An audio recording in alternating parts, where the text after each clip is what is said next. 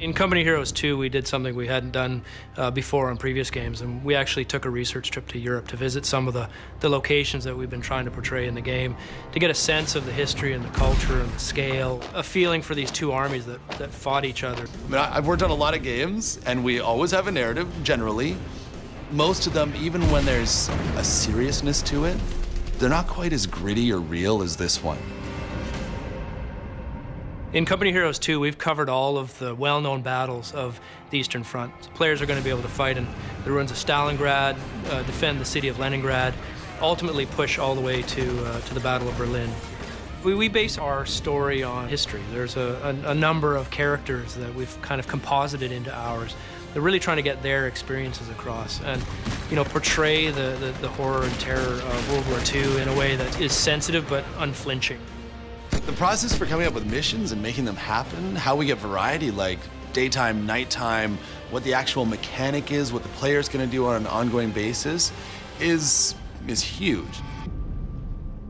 We've expanded quite a bit from Company of Heroes 1. We've got missions where you're leading a small group of snipers through a countryside, eliminating German officers. We've got a mission where you're sieging a castle. They actually fought with modern weapons at some of these places. So you had tanks and machine guns where you might typically think about knights and, swords. The campaign itself is based on, poring over history books, reading personal journals and records from soldiers. So although we can't recreate those battles exactly as they were, we try to capture some aspect, some element of what they might have felt like. We want to pull people through playing one mission where maybe it's a little bit tough to deal with the elements that are in that mission because horrible things are happening. Horrible things happen on the Eastern Front. That's an authentic part of the experience. But at the same time, we know that needs to swing upwards, and so we'll look for something that's going to be like, what's going to be really fun? What's going to be really fun is storming through German lines with tanks. Yeah, let's do that.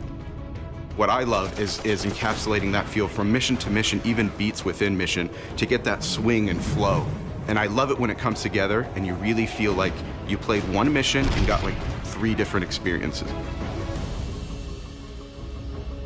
When we talk about the burden of command and the influence of choice on the player, it goes right back to the very basics and how we design the armies. We want to give them choice and make some of these choices really challenging. Some of those decisions involve whether to go back and rescue troops that have been lost, and in other situations, whether to blow up a bridge to prevent the Germans from crossing it, knowing full well that you have Russians on the other side. At that point, you're just kind of like, wow, this is a whole different ball game. Theater of War really is something where we're trying to extend the experience and the ways in which you can play the game. And it's sort of just like, we know what happened in real life, so how did you handle it, and can you get the same result? It's not competitive multiplayer. You don't have to worry about winning or losing. It's about you exposing yourself to the historical arc of World War II, but also to dig into some of the tactics that were used to help you become a better player. So when you're ready to jump into multiplayer, you have that experience behind you. RTSs are inherently abstracted. The camera's up high, and to deliver emotion and the kind of narrative experience that you want in a game is challenging. You're playing from a distance. Often players feel like the hand of God. They feel like they're just kind of controlling these little tiny men, but we wanted the player to feel like each soldier mattered. We have real places with their distinct landmarks. Like when you fight in Berlin, there are places there that you would recognize if you've seen photos of Berlin from that time, or even been there and seen the ruins of those buildings. We put a lot of detail in the battlefield, so you can zoom down and see it. And once you've seen it, you know it's there, and that level of detail, even with the camera pulled up, ties you to the experience, sort of immerses you in the game.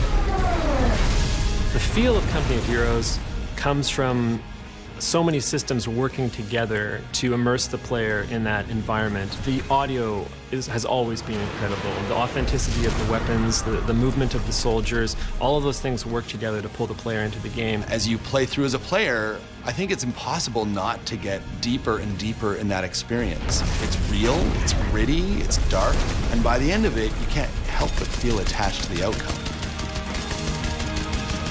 And I think the gamers are going to be very pleased when they get their hands on it.